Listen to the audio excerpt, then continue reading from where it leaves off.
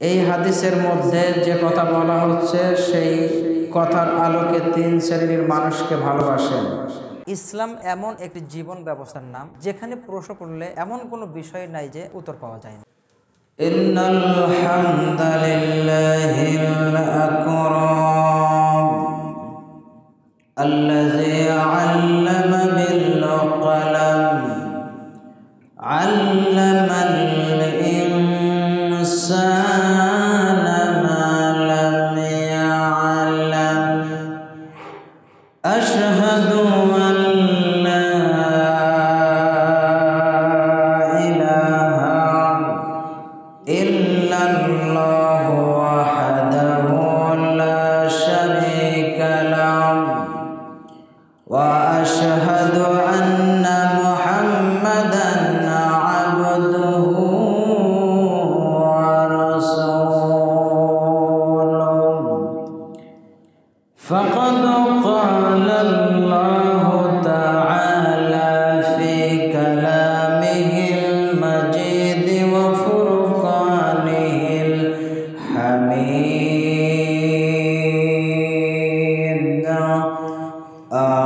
আউযু বিল্লাহি মিনাশ শাইতানির রাজীম বিসমিল্লাহির রাহমানির রাহিম ইয়া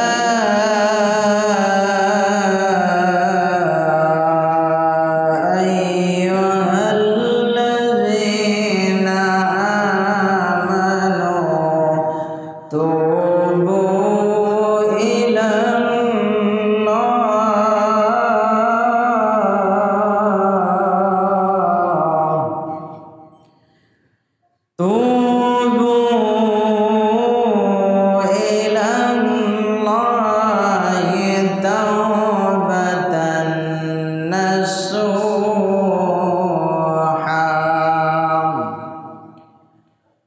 আসা রাব্বুকুম আন ইউকাফিরা আনকুম সাইয়্যাতিকুম ويدخلكم جنات تجري من تحتها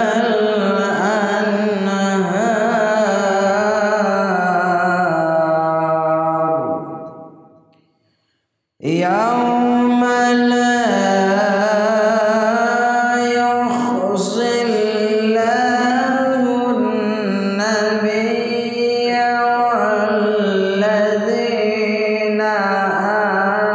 آمنوا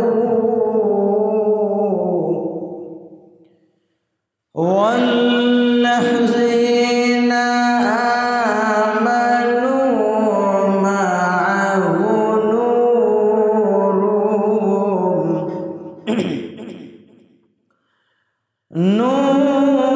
نورهم يسعى بين أيديهم وبأيمانهم يقولون ربنا أتمم لنا نورنا واغفر لنا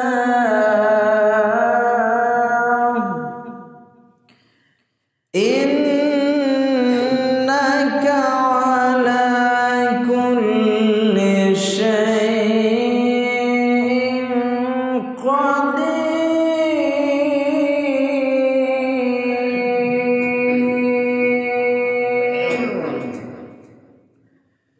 وقال رسول الله صلى الله عليه وسلم إن الله يحب العبد التقي والغني والخفية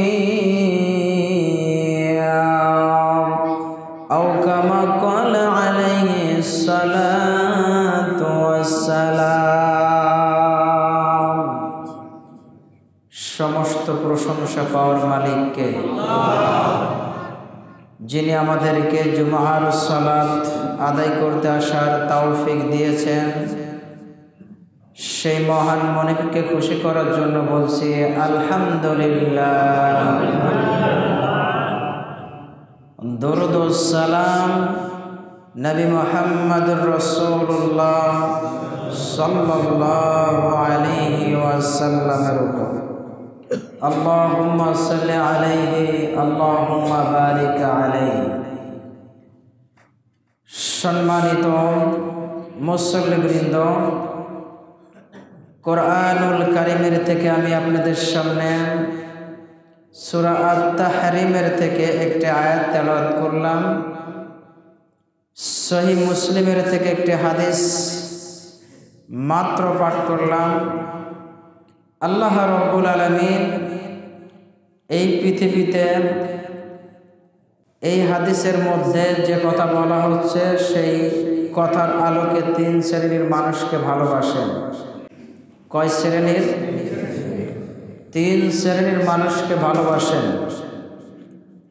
আল্লাহ রাসূল সাল্লাল্লাহু আলাইহি ওয়াসাল্লাম তিনি বলেন, ইন্নাল্লাহা ইউহিব্বুল আবদাত তাকিয়্যা ওয়াল গানিয়্যা ওয়াল খাফিয়্যা। অর্থাৎ আল্লাহ রাব্বুল আলামিন ভালোবাসেন তার ভয় করে চলা বান্দা তথা মুত্তাকিদেরকে ভালোবাসেন। সুবহানাল্লাহ বলবেন না? কাদেরকে ভালোবাসেন? যারা আল্লাহকে ভয় করে চলে। কাকে ভয় করে চলে? পৃথিবীতে ভয় করে চলবো কাকে? নাকি কোনো মানুষকে? আল্লাহকে যদি ভয় করে আমরা চলতে পারি, আল্লাহকে যদি আমরা সর্বদাই ভয় করে চলার বান্দা এই গুণাবলী অর্জন করতে পারি, তাহলে আমাদেরকে ভালোবাসবেন কে? দুই, হল গানিয়া, যারা আত্মনির্ভরশীল, পরের পায়ে দাঁড়াইতে চায় না। কার পায়ে?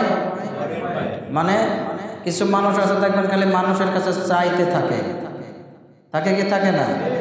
তো এটাকে আল্লাহ ভালোবাসে না। ভালোবাসে যারা মানুষের কাছে চায় না, বরঞ্চ মানুষকে দিতে থাকে, এবং যদি কোনো কিছু চাওয়ার দরকার হয় চায় কার কাছে?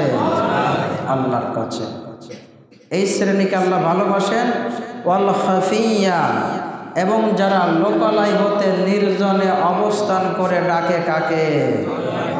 বলেন কাকে? হয়তো বলবেন এটা কেমন হলো? ধরেন 10টা মানুষের সাথে আপনি বসে আছেন, বর্তমান প্রেক্ষাপটের কথাই বলি। যদি 10টা মানুষ এক জায়গায় বসে, সাধারণভাবে ভালো কথা বলে না খারাপ কথা বলে? গীবতের সংখ্যাটাই বেশি বলতে থাকে, ঠিক না বেঠিক? এখন আপনি ওই লোকজনের ভিতর থেকে যদি নিজেকে তুলে নিয়ে আসতে পারেন, এসে আপনি নিজের মতো নিজে একটা জায়গায় বসে আমার মালিককে ডাকতে লাগলেন। কাকে ডাকতে লাগলেন? তাহলে পরে আপনি কি শ্রেষ্ঠ হলেন কি হলেন না? বরঞ্চ ওখানে থাকলে গীবত হতো, পরনিন্দা হতো, পর চর্চাকারী হতেন। এর মাধ্যমে আপনার আমার আমলনামায় কি শুধু গুনাহ লেখা হতো, ঠিক না বেছে?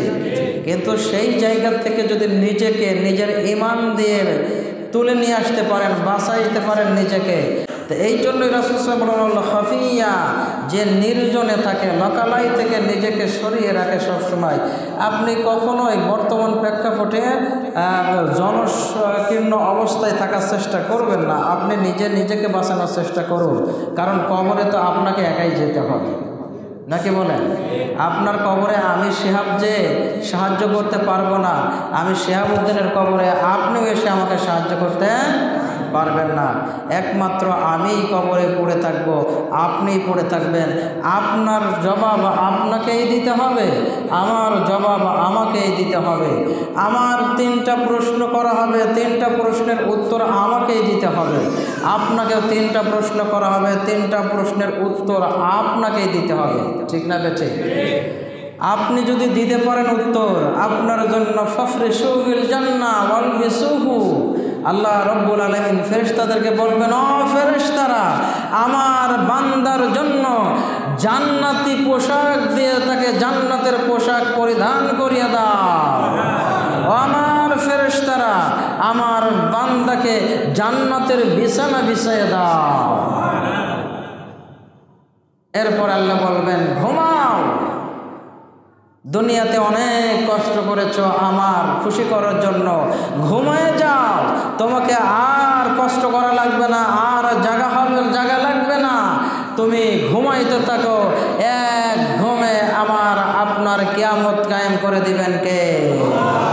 কোটি কোটি বছর চলে যাবে, ঘুমের থেকে যখন উঠবেন, জাগরিত হবেন, অর্থাৎ কিয়ামত কায়েম হয়ে যাবে। ওই জান্নাতি ব্যক্তিটা কবরের থেকে ওই সময় যখন উঠবে, বলবে, কে আমার ঘুম ভাঙাইলে গো? কে আমার ঘুমের থেকে ডাকলে? আমার ঘুমটা কেন ভাঙাইলে? কেন আমাকে জাগরিত করলে? আমি না কতই শান্তির ঘুম ঘুমাইতেছিলাম। সুবহানাল্লাহ। কত কোটি কোটি বছর চলে যাবে, তারপরেও যখন ঘুম ভাঙবে জান্নাতি ব্যক্তির, বলবে, আমাকে কেন জাগাইলে? আমাকে কেন ঘুমের থেকে তোমরা জাগাইলে? চিন্তা করেছেন? অন্যত্র আরেকটি হাদিসের মধ্যে আল্লাহ রাসূল সাল্লাল্লাহু আলাইহি ওয়াসাল্লাম বলেছেন, ওয়াল মুস্তাগফিরিনা বিল আসহার, শেষ রজনীতে যারা জেগে আল্লাহ রব্বুল আলামিনের ভয়ে নিজের চোখের পানিগুলো ছেড়ে দিয়ে আল্লাহ রব্বুল আলামিনের কাছে বান্দা চাইতে থাকে, আল্লাহ রব্বুল আলামিন তার ওই বান্দাকে ভালোবাসে। শেষ রাত্রে উঠতে হবে। কোন রাত্রে? তাহাজ্জুদের জন্য উঠে। শেষ রাত্রে উঠে আপনি যদি ওযু করে জায়নামাজে দাঁড়ায় যেতে পারেন, আপনি যদি কথোপকথন করতে পারেন আপনার মালিকের সাথে, সেজদায় পড়ে তাওবা করুন, আল্লাহ কত যে ভুল করেছি, কত যে পাপ করেছি, আমার থেকে বড় পাপী দুনিয়ায় আর কেউ নাই, আল্লাহ তুমি আমাকে মাফ করে দাও, আমাকে মাফ করার পৃথিবীতে আর কেউ নাই, তুমি ছাড়া আমাকে কেউ মাফ করতে পারবা কি? কেউ পারবে না। তাহলে এইভাবে যদি আপনি আপনার মালিককে ডাকতে পারেন, মাফ করবে কি করবে না? আমার মালিক আমাদেরকে সেইটাই শোনাই দিয়েছেন, ইয়া আইয়ুহাল্লাযীনা আমানু তুবু ইলাল্লাহি তাওবাতান নাসুহা, আমার বান্দারা একনিষ্ঠতার সাথে আমি আল্লাহ রব্বুল আলামিনের কাছে তওবা করো। কার কথা? যদি আমরা একনিষ্ঠতার সাথে, একাগ্রতার সাথে আমার মালিকের কাছে তওবা করতে পারি, আমার মালিক আমাদেরকে জানায় দিলেন তোমার কি করব, আসা রাব্বুকুম আইয়ুকাফিরা আনকুম সাইয়্যাতিকুম। আল্লাহু আকবার। আল্লাহ পাক রব্বুল আলামিন আমাকে আপনাকে তওবাকারী বান্দাকে জানায় দিলেন, ও বান্দারা শোনো, যদি তুমি আমার কাছে মাফ চাইতে পারো, আমার কাছে ক্ষমা চাইতে পারো, আসা রাব্বুকুম, আমি রব্বুল আলামিন সম্ভবত তোমার সমস্ত গুনাহগুলি মাফ করে দিব। কার কথা? শুধু মাফ করব না, তোমার গুনাহগুলোকে আমি আল্লাহ পরিবর্তন করে দেব, আমি আল্লাহ তোমাকে নেকি দ্বারা পূর্ণ করে দেব। আল্লাহ অন্যত্র বললেন, ইল্লা মান তাবা ওয়া আমানা ওয়া আমিলা আমালান সালিহান ফাউলাইকা ইউবাদদিলুল্লাহু হাসানাত।